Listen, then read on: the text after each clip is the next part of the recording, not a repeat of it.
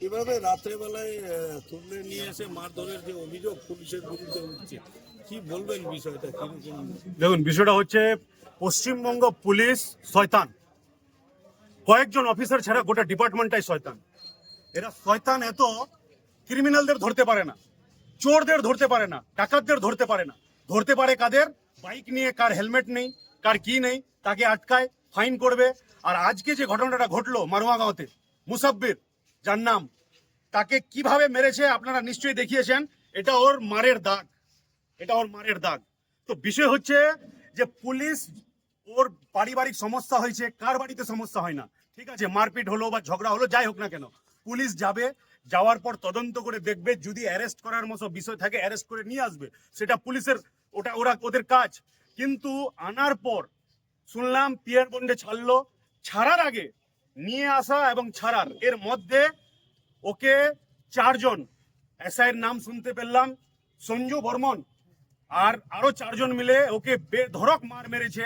রাতে তো কিছু বলতে পারেনি, যেহেতু গভীর রাতে ছেড়েছে, সকালে যখন ও ব্যথায় থাকতে পারেনি তখন ও লাস্টে ওকে এখন হাসপাতালে ভর্তি করা হয়েছে।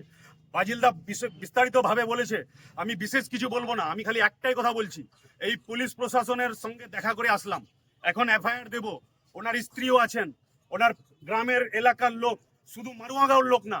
ওই ছেলেটা এত ভালো যে আশেপাশের যারাই খবর পেয়েছে, বন্ধু প্রতিবেশী থেকে তার আত্মীয়, সবাই এখানে এসেছে, আমরাও আছি। বিষয়টা হচ্ছে পুলিশকে এখন কমপ্লেন দেওয়া হবে, তদন্ত হবে ওখানে কি হয়েছিল ওটাও, এবং যে মেরেছে ওর পুলিশ কেন, যে কোনো অফিসার অ্যারেস্ট করে যদি দোষ থাকে কোর্টে চালান করবে। গায়ে হাত দেওয়া, লাঠি মারা তো দূরের কথা, নিয়ম কানুন জানে না ওরা, হাত আঙুলও দিতে পারে না। ইভেনকে যদি কোর্ট থেকে রিমান্ড নেওয়া হয়, রিমান্ডে নিয়ে কোনো যার বিরুদ্ধে অভিযোগ, তার সঙ্গে কি রকম ভাবে তাকে জিজ্ঞাসাবাদ করবে, তারও আমাদের ল অ্যান্ড অর্ডারে সব কিছুর নিয়ম কানুন লেখা আছে।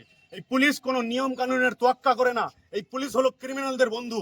যদি ওই অফিসারকে সাসপেন্ড করে এখান থেকে তাড়াতাড়ি অন্য জায়গায় ট্রান্সফার না করে, তাহলে আপাতত কাল থেকেই এলাকায় আন্দোলন শুরু হবে, থানা ঘেরাও হবে, রোড জাম হবে, দরকার পড়লে ওর বিরুদ্ধে হাইকোর্ট পর্যন্ত যাওয়া হবে। কারণ আমরা এর আগেও দেখেছি, একজন কাউন্সিলরের বাড়িতে চুরি হওয়ার পর বিগত দিনের একজন আইসি ইসলামপুর থানার একজনকে ধরে এনে তাকে এমন মার মেরেছিল যে তাকে পিজি হাসপাতালে ভর্তি করতে হয়েছিল।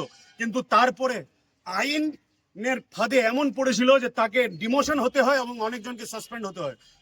আইন এখনো তো, দেশের আইন আদালত তো এখনো আছে, আমাদের আইনের উপরে ভরসা আছে। যদি পুলিশ প্রশাসন ওকে সাসপেন্ড না করে, তাহলে মানুষের আন্দোলন থেকে কোর্টের আইন সবগুলো আমরা দেখব এবং এর শেষ দিকে ছাড়বো। পুলিশ, আমি এবং বাজিলদা আমরা গেছিলাম, কথা বলে আসলাম, বললো আমরা আজকের মধ্যে সাসপেন্ড করছি। আমরা দেখে নিচ্ছি আজ পর্যন্ত কি করছেন, তারপরে দেখা যাবে কি ধরনের আন্দোলন করতে হয়, আমরা সবাই মিলে করবো।